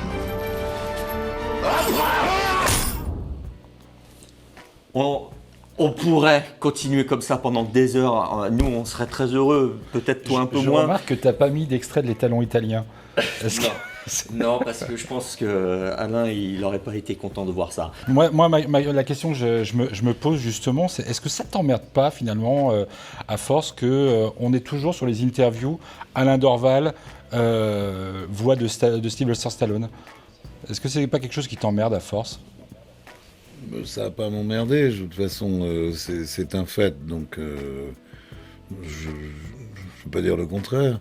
Et si ça m'emmerdait, j'avais qu'à pas le faire. Donc j'ai été heureux de le faire et je déteste les gens qui crachent dans la soupe. Voilà, non, c'est pas ce que j'allais dire, mais c'est vrai que ça, non, mais moi, ça limite un peu ton travail. Oui, mais bon, c'est ma faute aussi, sans doute, si je suis resté... Tu sais, non, on est en France, hein, et une des caractéristiques de nos professions où il devrait y avoir beaucoup d'imagination, c'est que beaucoup de gens qui sont décisionnaires dans ce domaine en manquent terriblement. Et on a tendance à t'enfermer dans un truc et pas dans un autre, quoi. C'est arrivé qu'on me fasse faire un essai sur un personnage. Au début, c'était drôle, c'était sur De Niro. Un jour, ça collait pas d'ailleurs. Et c'était simplement parce qu'il était boxeur dans le film. Voilà. Et comme j'avais doublé les Rocky juste avant, d'un seul coup, ah bon, tu doubles des boxeurs. Ce qui est une connerie absolument phénoménale, quoi. Il y a une part de hasard. J'ai doublé Stallone parce que quand il est arrivé avec Rocky, le film a eu l'Oscar, donc il n'était pas question qu'il ne soit pas doublé, bien évidemment. Il fallait bien qu'il sorte en France. Et le comédien était inconnu. Il avait tourné 2-3 films avant, enfin il avait participé à des films avant, dont certains qu'on a doublés après, mais il n'était pas connu, donc des essais ont été faits et j'ai été pris sur essai, voilà. Alors après le premier, je crois qu'ils m'ont fait faire des essais pour le deuxième, ça devait être Fist. Et c'était pas mal du tout d'ailleurs. Et ça éclaire sur le syndicalisme américain et ses liens avec d'éventuelles mafias. Je crois que j'ai refait des essais, puis après j'en ai plus jamais refait. Okay. Voilà. Alors il y a quelques films que j'ai pas doublés parce que je m'étais un peu fâché avec une société de doublage. Voilà, donc ils ont décidé... C'était amusant d'ailleurs parce qu'ils ont doublé un film... Les doublages se font dans la journée a priori. Et ils m'ont dit que j'étais pas disponible parce que je jouais au théâtre le soir. Ce qui est assez étonnant parce que ça me laissait quand même la liberté de jouer dans la journée. Mais bon, peu importe, voilà. Donc il y a quelques films que j'ai pas fait du fait d'une mésentente cordiale avec certaines personnes. Alors juste pour terminer sur ce petit volet, parce que moi j'ai très envie de te le demander, est-ce que si tu étais au cinéma, en tant que comédien, en tant qu'acteur, est-ce qu'il y aurait des rôles ou des styles vraiment où t'aimerais aller? Où tu te dis, bah voilà, ça c'est un film au ciné, je voudrais le jouer et je voudrais vraiment être là-dedans. Non, en tant que comédien, le cinéma me fait pas rêver. Okay. Bon, je pense que la plupart des comédiens rêvent de cinéma, entre autres parce que, tu sais... Au théâtre, quand tu as la chance d'avoir 400 spectateurs pour une représentation, tu es content, suivant la jauge du théâtre, bien sûr. Au cinéma, quand tu en as 400 000, c'est pas loin d'être un bide. Et à la télé, si c'est moins de 400 000 en une soirée, le truc s'est ramassé. Voilà, donc ça donne une idée quand même de la notoriété possible entre le fait de jouer au théâtre. Pour avoir 400 000 spectateurs au théâtre, il faut jouer 1000 fois quand même, pratiquement. Hein. Sauf si on est dans des... Allez, 500 fois, mais avec 800 personnes tous les soirs. Ce qui est colossal. Si peut-être que les 800 personnes, ils les font peut-être à la Comédie Française, oui.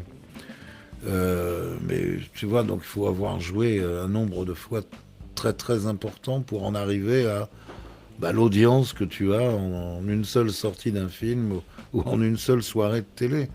Donc je pense que la plupart des gens privilégient ça du fait de la notoriété possible.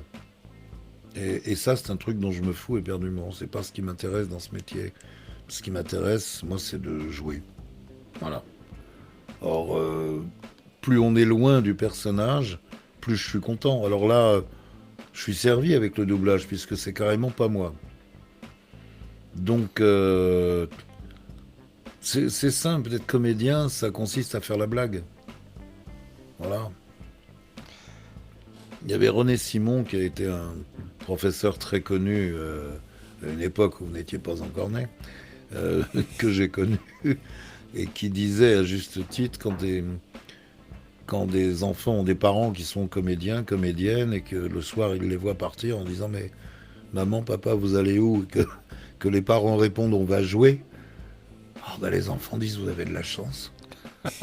Et ils ont raison. Ils ont raison. Le jeu est la base de tout. Le jeu, voilà. Et le vrai jeu, tu l'as quand tu es face à un public, quand tu es sur scène, quand tu vois Whitney Houston sur scène, c'est... Quand tu vois ce qui se passe entre elle et le public, ce qui se passe sur elle, parce qu'il y a le public, bien évidemment.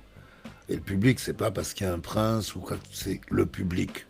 Et peu importe qui compose ce public, c'est des gens qui t'ont fait l'honneur de venir te voir. Putain, ouais. Quelque chose. C'est clair. Ils ne te voient pas par hasard. À la télé, tu peux voir un mec par hasard. Un mec ou une fille, peu importe d'ailleurs. Tu passes devant l'écran et puis voilà, ça marche. Ou ça marche pas, mais bon, mais tandis que le théâtre, faut y aller. C'est magique. Moi, je trouve ça magique, quoi. J'ai jamais voulu être comédien, moi je voulais faire du théâtre, donc ma vie professionnelle est un ratage assez colossal. Depuis le temps que j'ai pas joué au théâtre. Au départ, j'ai quand même commencé comme ça. Un peu de Shakespeare, de Claudel. Donc je suis loin des Marvel et compagnie et des super-héros. Je suis désolé, mais alors du coup, moi, je vais enchaîner avec un sujet où tu dois être très, très, très, très, très loin. Mais en même temps, tu parlais de jouer, donc on n'est pas si éloigné de ça. C'est le jeu vidéo. Et je propose un petit mélange de vidéos où on va te découvrir dans le jeu vidéo. Et on en parle juste après. J'ai jamais vu un ramassis de tarés pareil.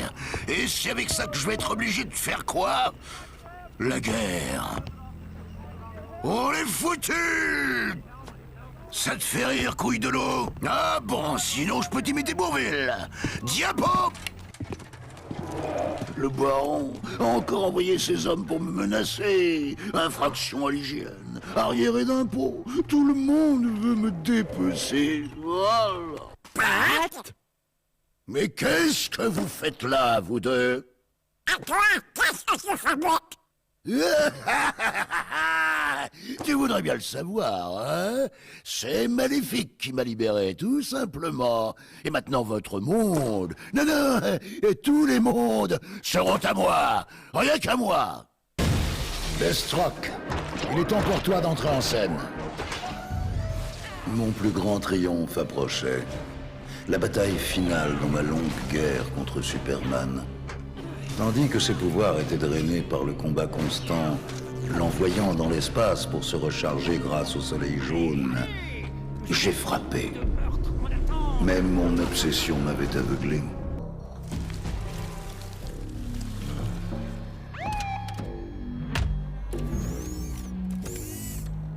Pourquoi t'as des membres de robot? Mon corps organique a été détruit pendant mon service. Ils auraient mieux fait de t'achever.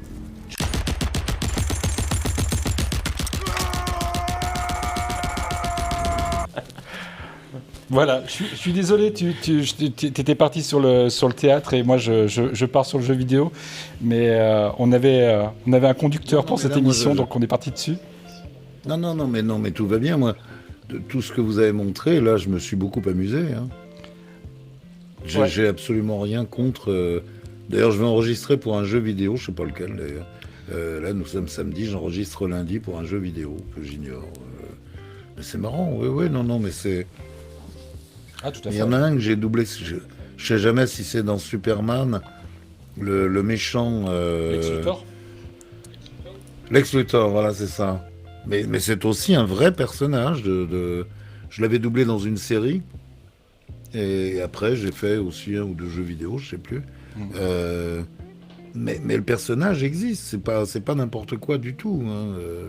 Il y a un vrai bonhomme dans de vraies situations. Enfin, c'est pas artificiel, c'est pas. Non, moi je.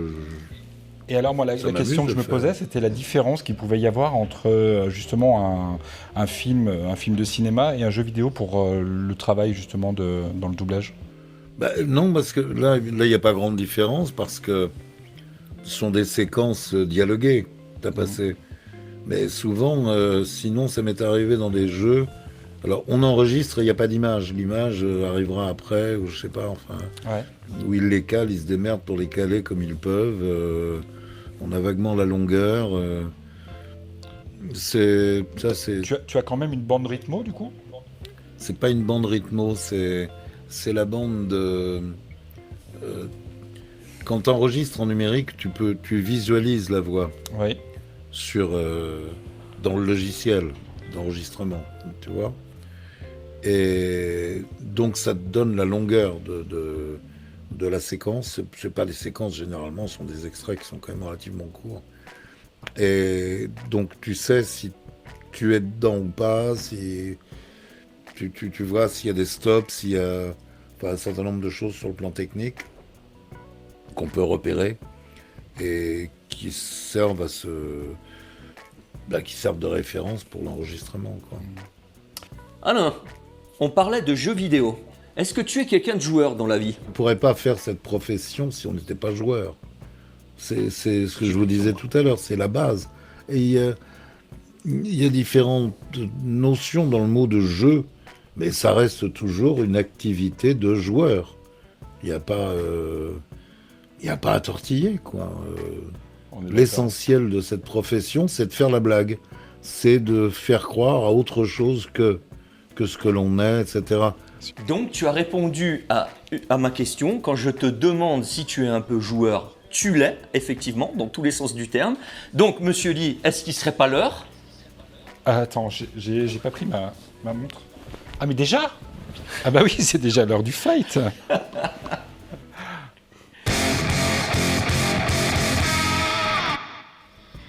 Alors, aujourd'hui, pour l'heure du fight, Alain, je vais vous proposer à tous les deux un jeu basé sur les pictogrammes. Donc, vous allez avoir des pictogrammes qui vont s'enchaîner. Et il va falloir trouver de quel film on parle. Alors, je vous ai préparé un petit exemple, histoire que vous compreniez un petit peu le principe. Voilà, donc là, on voit plus ou moins un anneau, hein, c'est un anneau. Est-ce que vous devinez le titre du film? Un anneau, un volcan. Le Seigneur des Anneaux. Le Seigneur des Anneaux. Il y avait tellement d'enthousiasme. Je sais pas, j'aurais dit la même sottise. Non, mais c'est ça, c'était ça. Mais rassure-moi, on repasse pas le permis de conduire, non, c'est pas ça. On repasse pas. Non. Alors Alain, pour que tu comprennes, dans cette émission... Les pictogrammes, ça fait appel strictement à ça pour moi. Tu vois. Voilà, dans chaque émission, on a un petit jeu concocté par Monsieur Lee. Donc là, c'est sa nouveauté. Moi, je suis pas au courant, hein, donc c'est son cru. Alors Alain, j'y vais avec toi. Donc tu vas avoir des pictogrammes qui vont s'enchaîner. Donc tu y vas et après ce sera à Thibaut d'avoir sa petite série de pictos. Alors on y va. Là donc on a un bateau. Hein. Est-ce que déjà tu as quelque chose? Un couplet qui danse. Je sais pas, le Titanic, il n'y avait pas 4 cheminées? Et voilà donc. Pour moi ça fait Titanic. Hein. Exactement. On est exactement... Sur Titanic, il a remporté le point. Il est trop fort. Moi, j'aurais pas trouvé. Je veux te dire, c'est un gros hasard parce que je dois être le seul Français qui n'ait pas vu le film. Non plus. Je l'ai pas vu, Alain. Ah bon, bah alors on est deux. James Cameron. Non, mais c'est pas un refus, hein, c'est le hasard a fait que je l'ai pas vu. Et je suis sûr que c'est un superbe film, hein, d'ailleurs. Mais non, mais j'aime pas quand ça finit mal. Et alors là, je connais un peu la fin quand même, donc ça me gonfle. Hein.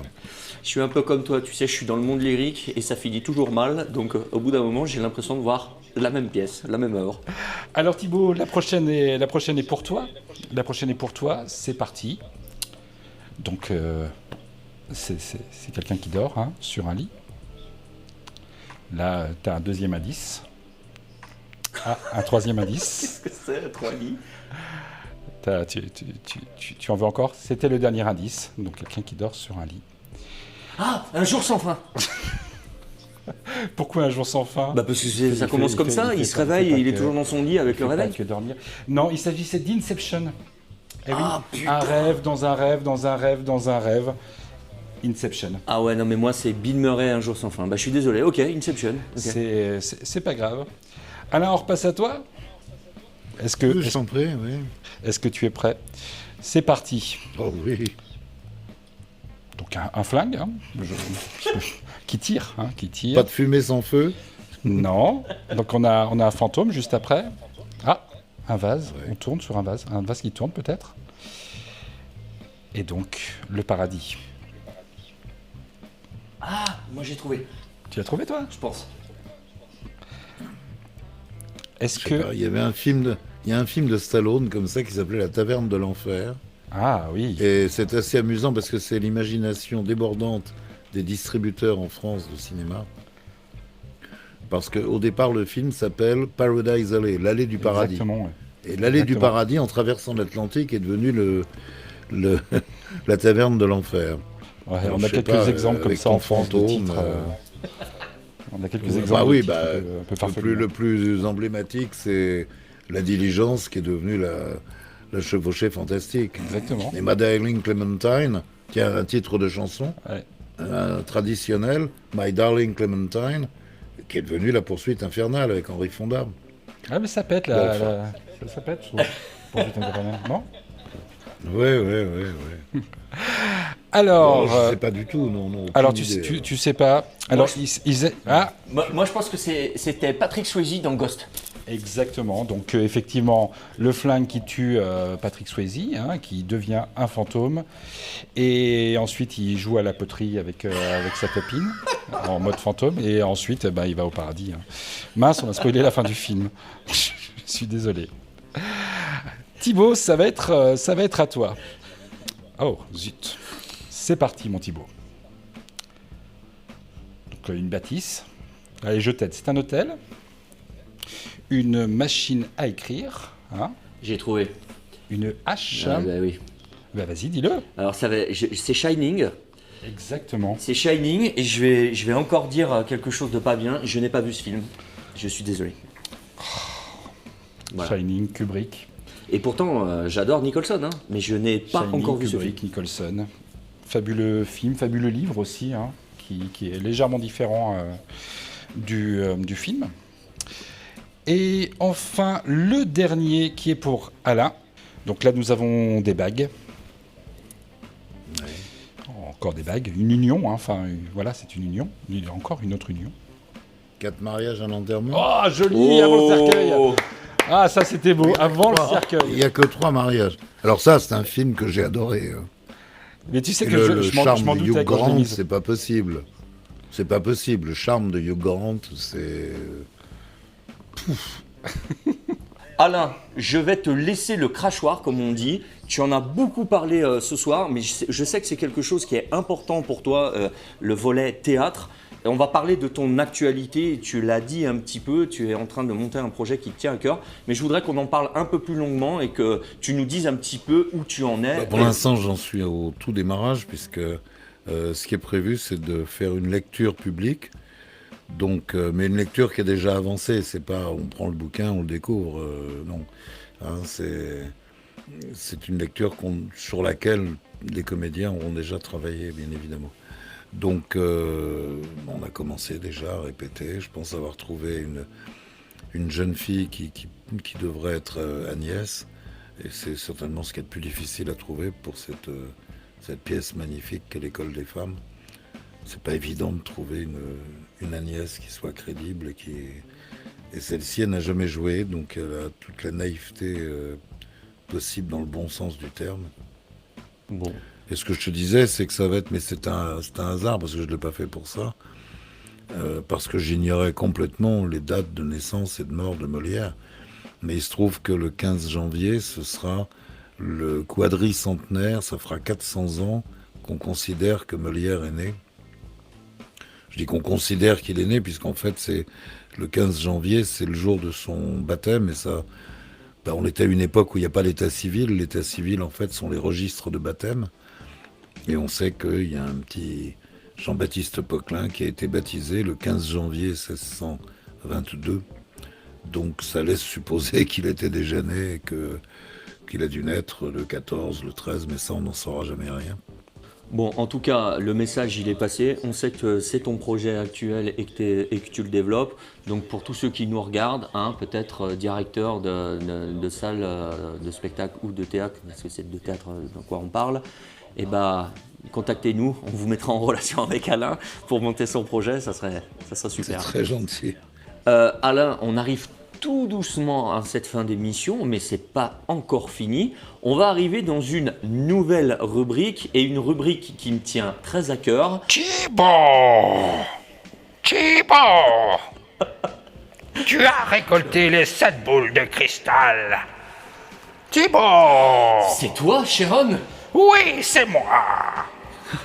Mais qu'est-ce que tu fais? Et moi? Alors, tu acteur studio chez nous aussi. J'en arrive à cette nouvelle rubrique. Ce sont les 3 vœux que notre dragon sacré Sharon peut t'accorder. Séquence.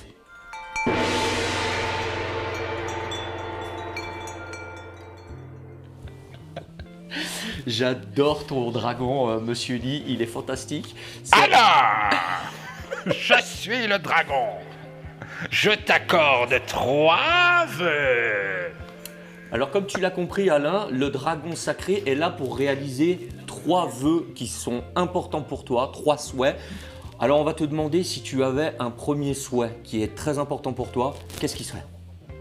Qu'est-ce que tu lui demandes? Ce serait que mon projet de l'école des femmes aboutisse, ça c'est clair. C'est vraiment la chose qui me tient le plus à cœur actuellement. Accordé.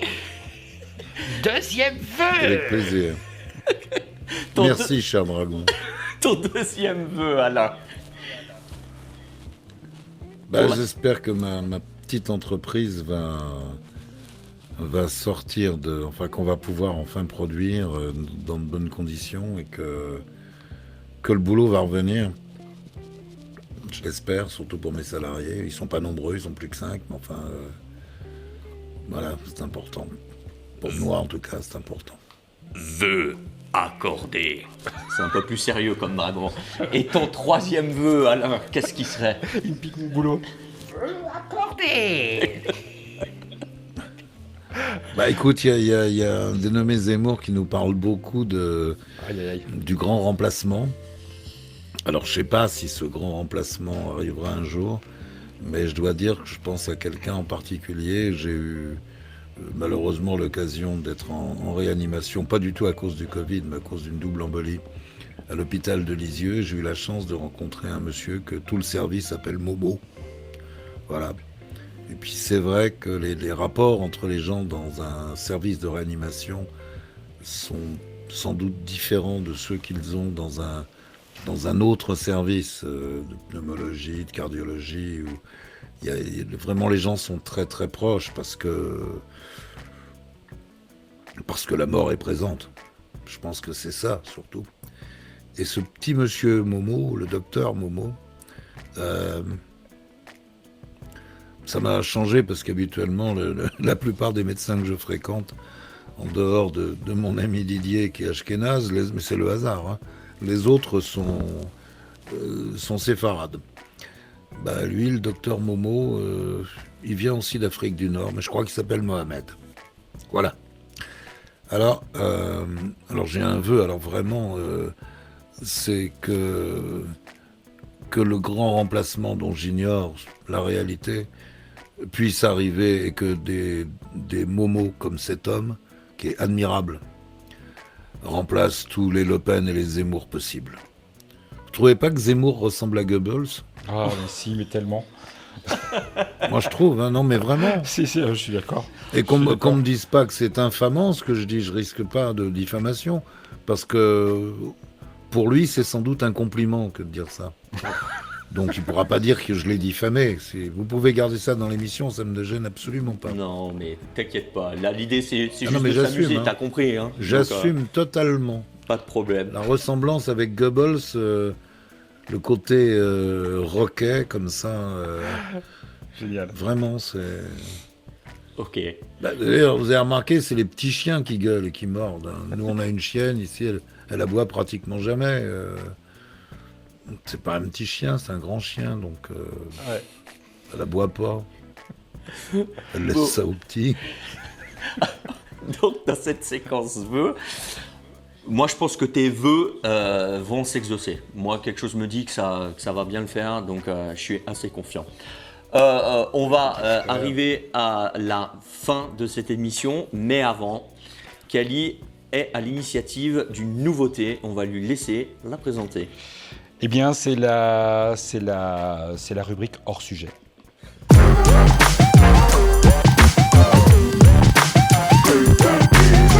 J'aime beaucoup tes nouveaux lancements et tes nouveaux jingles. Il y a un gros travail. Franchement, j'aime beaucoup. Des heures et des heures de travail, de tricotage de logos. Parce que je les tricote à la main, mes logos. Non, mais c'est bien parce que c'est à l'image de nos studios, de notre salon. Et franchement, c'est bien. Je trouve ça très beau. Écoute, tout simplement, c'est parti d'un constat. Il y avait plein de choses qu'on aimait, toi, moi et même les invités. Et on ne pouvait pas tellement en parler dans l'émission parce qu'on était restreint à ce carcan qu'est le blues. Donc je me suis dit, une petite rubrique hors sujet où on ferait un petit tour de table, toi, moi, l'invité, où on parlerait de quelque chose dont on a aimé ces derniers temps. Et pour le coup, moi, dans ma rubrique hors sujet, je suis obligé de réaliser en même temps, donc je tourne un petit peu. C'est un vrai hors sujet cette semaine, puisqu'on va parler de jeux vidéo. Mais alors attention, pas n'importe quel jeu vidéo. Parce que je ne sais pas si tu sais, parce que toi, tu n'es pas du tout gamer, mais dans le jeu vidéo, il y a aussi des auteurs. Comme dans le cinéma ou la musique, il y a des auteurs. La personne qui a sorti ce jeu, qui est Psychonaut 2, le jeu auquel je joue ces derniers temps, il s'appelle Tim Schafer. Tim Schafer, il fait partie de l'équipe de base de LucasArts. LucasArts, un studio qui a été monté grâce à monsieur George Lucas il y a quelques années, mais ils n'avaient pas les droits de Star Wars. Donc ils ne pouvaient pas faire de jeux Star Wars. Donc Lucas ayant plein d'argent, il leur a laissé une totale liberté. Et ces mecs-là se sont mis à créer des jeux narratifs, des click and play, où ils ont intégré de l'humour, de l'aventure, etc., avec une totale liberté et plein de pognon, et l'accès au ranch, Skywalker Ranch. Donc ils se sont éclatés. Et Tim Schafer a bien sûr continué, même quand le studio a fermé. Et il a créé son propre studio quelques années plus tard qui s'appelle Double Fine, où il a essayé de continuer dans cette ligne. Et alors là, le jeu auquel je joue en ce moment, ça s'appelle Psychonaut 2, je l'ai déjà dit. C'est un jeu d'aventure plateforme, où on incarne un personnage qui va se balader comme ça dans l'esprit des gens. Donc c'est de la plateforme, mais c'est de la plateforme, bien entendu, où, encore une fois, comme d'habitude dans les jeux de Tim Schafer, où l'histoire est vraiment au cœur de l'aventure. Et alors, c'est un hors-série, mais c'est pas vraiment totalement un hors-série de l'émission, puisque dans ce jeu-là, il y a aussi de la musique. À un moment donné, on se balade dans la tête d'un personnage qui est un musicien amnésique. Donc on va l'aider à retrouver la mémoire. Et cette séquence se termine par un live qui est doublé et chanté par monsieur Jack Black. Tinny Tuesday, et Jack Black l'acteur, bien sûr, une personnalité que j'adore musicalement et en tant que comédien aussi. Il est comme Alain, c'est un mec plein de ressources, quoi. C'est un grand comédien, mais c'est un grand musicien, chanteur, compositeur. Et j'ai un petit extrait vidéo où on voit Jack Black chanter avec un petit peu des images du jeu. Donc je vais vous partager ça tout de suite. Where are we? Shh. It's a quiet place.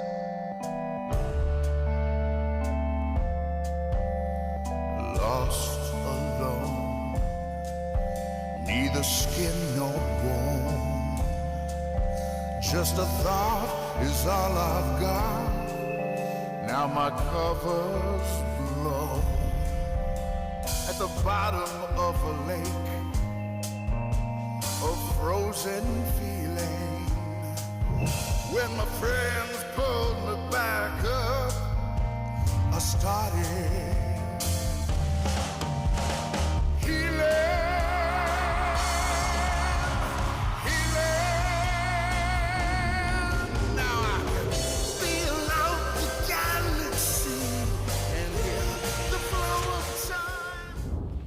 Voilà, Psychonaut 2, donc, qui vient de sortir au moment où on enregistre l'émission sur le Xbox Game Pass, si vous l'avez, et puis je crois que sur d'autres plateformes aussi. Je suis pas très bon pour parler de jeux vidéo, hein. Je joue beaucoup, mais j'en parle assez peu. Donc voilà, jouez-y si ça vous intéresse, et puis rien que pour cette séquence, c'est à faire. Voilà. Et Jack Black, le personnage. Bon, le temps que Alain réfléchisse à sa séquence hors sujet. Alors moi, j'avais envie de parler de plein de choses parce que quand tu m'as proposé pour cette fin d'émission, il faudra que tu parles d'un truc que tu es en train de faire en ce moment. Donc moi, quand je ne suis pas à tes côtés ou dans ma vie privée, je fais plein de choses. Vous connaissez dans cette émission mon amour est inconditionné pour ces actionneurs justement des 80s que je regarde souvent. Mais je fais aussi, je me nourris sans cesse de documentaires musicaux parce que j'ai cette passion pour le blues. Et je me suis dit, si je parle d'un documentaire axé blues ou ces musiques-là, ça va plomber tout le monde, puisqu'on en parle et que j'en parle souvent. Alors moi, j'avais envie de de parler d'un truc que je me fais secrètement, comme quand tu manges un petit Twix devant un film. Moi, je suis reparti dans une saga improbable, mais que j'affectionne plus particulièrement, qui est la saga Best of the Best. Alors voilà, moi j'en ai 3, mais il en existe 4. Alors dans cette saga Best of the Best, moi je vais vous parler du premier, parce que c'est celui-là qui a plus d'impact en moi, justement. Donc un casting incroyable avec Eric Roberts, Philippe Rhee, qui a été notamment connu que pour ces films-là, parce qu'il a fait essentiellement que ça, mais c'était un très bon combattant. Il y a notre ami James Earl Jones, que vous connaissez pour la voix mythique de Dark Vador, mais il a fait bon nombre de films, notamment dans les films de John Landis, et dans tous ces films avec Eddie Murphy, le Prince à New York et compagnie. Il a toujours des seconds rôles, mais il a un gros charisme, donc il passe jamais inaperçu. Et puis il y a Chris Penn, le frère de Sean Penn, qui est un ovni au milieu de ces films. Donc c'est une délégation américaine, les meilleurs combattants américains qui vont rencontrer les meilleurs combattants coréens. Et voilà, c'est les films un peu popcorn qui se regardent pour se vider le cerveau. Comme l'a bien dit Alain, on est dans des périodes assez compliquées en ce moment, et pour nous aussi, monde du spectacle. Quand on ne peut pas faire ce qu'on aime le plus, produire de l'image ou faire de l'image ou jouer sur scène, on regarde des films à la maison. Et moi, j'ai ressorti ma petite collection Best of the Best. Alors le premier, il est très sympa. Le deuxième, on retrouve encore Eric Roberts et Philippe Rhee. Chris Penn, il est là, mais pas pour longtemps. Et puis dans le troisième, il ne reste plus que Philippe Rhee et ça devient n'importe quoi. Justement, Alain, lui, parlait justement de ses problèmes politiques. Et on trouve ça avec la race aryenne. Voilà, je ne veux pas m'étendre là-dessus. Et le quatrième volet que j'ai pas vu. Mais voilà, c'était ma séquence hors sujet pour répondre à ta question. Pour quelqu'un qui a été assez limitatif sur la rubrique, je trouve que tu as eu des choses à dire. Alain, tu l'as bien compris, c'est un petit moment, tu peux parler de tout et n'importe quoi, ouais, c'est ton moment. Si en ce moment tu lis un livre, que tu as vu un film que tu as adoré, ou écouté un album, ou vu un film au cinéma, je ne sais pas. Mais vas-y, c'est le moment de parler de ce que tu veux. Bizarrement, étant donné que finalement on n'en a pas parlé, parce qu'on a dérivé sur beaucoup d'autres choses, on n'a pas parlé de blues. En tout cas, moi, j'en ai pas parlé. Et j'ai un souvenir de blues qui risque de vous amuser. Je t'en avais parlé, Thibaut. Mm-hmm. C'est pas d'hier, hein, c'est un peu d'avant-hier. Je n'ose pas dire la date, dont je me souviens plus vraiment, mais enfin, elle est quand même assez lointaine. Et John Lee Hooker devait chanter en France. J'étais à l'époque en Avignon et avec des copains, on est partis. C'était au Théâtre d'Orange, dans ce théâtre antique, sublime, enfin. Et ça a commencé très très bien parce qu'il y avait, je sais jamais si c'est Joe Jones ou Jonah Jones, un mec qui faisait plein de conneries sur une batterie, mais qui était un excellent batteur par ailleurs. Enfin, il y avait une très belle première partie. Et entre autres avec l'orchestre qui accompagnait l'orchestre, enfin c'est limité, hein, c'est guitare, basse, et il y avait surtout un harmoniciste merveilleux, et l'harmonica amplifiée dans le théâtre antique, je peux vous dire que ça prend aux tripes, c'est sublime. Et puis Hooker est arrivé, et puis il a fait Shake It Baby, Shake It Baby, Shake It. Au bout de 10 minutes de Shake It Baby, on lui a dit Shake-toi dehors. Et on l'a carrément sorti, quoi. Non. On l'a sorti. Si, on l'a sorti. Je peux te dire qu'on l'a sorti, parce que je pense qu'il était chargé, j'en sais rien. En tout cas, il faisait chier tout le monde, quoi. C'était nul. Hélas, nul. Donc, il est sorti, et ses musiciens sont restés, ils ont eu un triomphe. Comme quoi, quand t'as des bons sideman derrière toi, comme musicien, ça fait tout le taf, quoi. Ouais, non, mais j'ai eu la même chose, hélas, avec Dylan. Alors là, je parle des ratages, tu vois. Dylan au Grand Rex, j'étais avec mon épouse. C'était terrible. Il avait un guitariste avec lui qui, lui, était musicien, qui essayait désespérément de s'accrocher aux branches. Chaque fois qu'il attaquait dans une tonalité, Dylan essayait de chanter. Ça a duré un petit moment et on s'est barré, quoi. C'était C'était insupportablement faux. Et le lendemain, je me souviens que Libération titrait en parlant de rocker, que Dylan en tant que rocker, qui est la plus énorme connerie que j'ai lue à son sujet, parce qu'il est tout sauf ça. Ça c'est sûr. Il vaudrait mieux qu'il ne se serve pas d'une guitare électrique et qu'il reprenne une brave guitare acoustique dont il savait se servir très bien. Voilà, là ce sont deux mauvais souvenirs. En dehors de ça, on a vu avec mon épouse plein de gens merveilleux. Je pense à McCartney, David Bowie. C'était merveilleux et ma plus grande surprise, ça a été les Bee Gees. Parce que je m'y attendais pas. Parce que Saturday Night Fever et compagnie, c'était pas vraiment mon truc. C'était bien, bon. Et puis d'un seul coup, il y a les deux frères qui sont restés, c'est Barry et Maurice, le premier qui est mort. Et là, ils ont sorti de la naphtaline, le troisième, Robin Gibb, qui a chanté Massachusetts, tout leur premier succès. Et c'est la seule fois où j'ai entendu ça, une voix venue d'ailleurs. Je sais pas d'où, mais c'était magique. C'était I started a joke, Massachusetts, Holidays. Ah la vache. Bon, c'était ta séquence à toi. Moi, je suis ravi et je suis hyper content que tu nous aies confié. C'est sacrément mieux que Best of the Best. Non, mais carrément. On est tout petits, nous, à côté. Non, mais merci de nous avoir confié ces anecdotes. On est tout petits, on mérite pas. Arrêtez. Non, il y a un truc dont on avait parlé aussi, mais ça, j'aimerais que, si vous aviez l'occasion de le passer, parce que c'est des gens que j'aime. C'était pour l'investiture d'Obama. Oui. Devant la statue de Lincoln, il y avait Pete Seeger. Et Pete Seeger, ça a été l'histoire de la chanson américaine, déjà avant-guerre, hein, et ça a continué. C'est lui qui a écrit Where Are All the Flowers Gone, qui a écrit aussi If I Had a Hammer, entre autres. Et ce jour-là, il a chanté. Il était avec son banjo. À sa droite, il y avait un de ses fils, je crois, avec une 12 cordes. Et à gauche, Bruce Springsteen. Et ils ont chanté une chanson merveilleuse d'un ami de Pete Seeger qui s'appelait Woody Guthrie. Ouais. C'était This Land is Your Land. Voilà. Alors, ça va un petit peu avec les histoires de Zemmour aussi.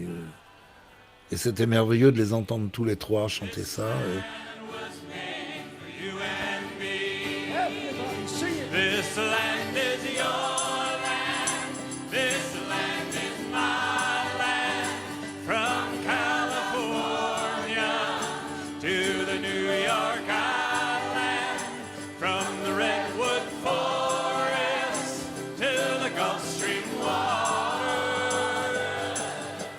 This land was made for you and me. C'était ça l'espoir Obama, quoi. Moi, j'ai jamais eu de rêve américain, mais après, j'ai eu 4 ans de cauchemar. Oui. C'est sûr. Alain, on arrive maintenant à la fin. Désolé, je suis très émotif. Mais non, mais... il y a des trucs qui me touchent, j'y peux rien, c'est comme ça. Bon. C'est à toi, et justement, c'est super que tu puisses nous parler comme ça à cœur ouvert et te livrer. Moi, j'ai hâte maintenant de te rencontrer en vrai et de passer du temps avec toi parce qu'on parle beaucoup par téléphone. Et ça, c'est un petit truc qu'on peut dire en aparté. On a beaucoup parlé. On a des passions communes et j'aimerais... Tu viens quand tu veux. Hein. Ah ben, ça sera avec grand plaisir. Faut pas me le dire deux fois. Si t'aimes les pommes, tu viens chez nous. Ah, j'adore les pommes. Alors en plus de ça, j'en mange tous les jours à là, midi. faut que je me dépêche d'en récolter parce que... Bon, mais sinon, remarque, c'est pas grave, il y a des mulots qui s'en chargent et on a la chance d'avoir de temps en temps des chevreuils qui viennent les manger chez nous. Donc ça n'a pas de prix, tu vois. Quand t'as des chevreuils chez toi, la vie est belle. Alors, Je te ferai une photo, moi aussi, je te l'enverrai, parce que là où je vis, il y a un peu des trucs sauvages. Je te ferai une petite photo. Il n'y a pas de chevreuil chez toi, j'en ai jamais vu. Si, il y en a. Il y a même des biches et des choses bizarres. Bien sûr. En tout cas, Alain, on va se quitter. C'est la fin de cette émission. On a été hyper longs tous, mais c'était un plaisir. Moi, je resterai encore pendant des heures, mais on ne peut pas. Pour tous ceux qui aiment ton travail et qui aiment ce cinéma, je vais être obligé de passer un petit dernier Magnéto. C'est la petite cerise sur le gâteau. Allez, Magnéto. Aujourd'hui, vous avez grillé dans les dunes. Demain, la montagne vous gèlera. C'est ça l'Ouest. Violent, traître. Où le moindre petit terrier de coyote est une mine d'or, chaque taupinière une montagne, chaque ruisseau un fleuve. Où tu tombes sur un menteur à chaque coin de rue.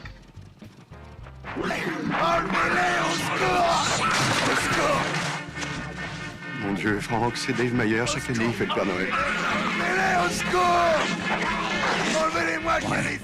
Faites-les partir! Mais enfin, qu'est-ce qui lui prend de faire tout ce cirque? Enlevez-les-moi! Personne ne traite Goliath de Dieu.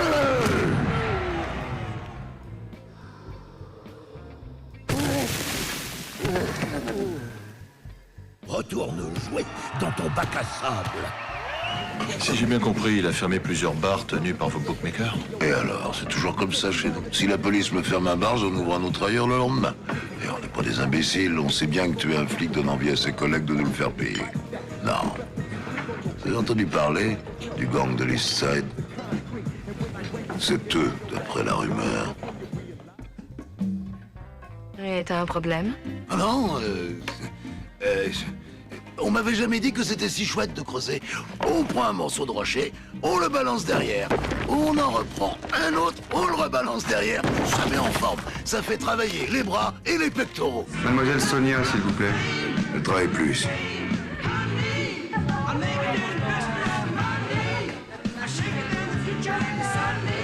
Elle est partie il y a 3 semaines. Elle n'a pas laissé l'adresse.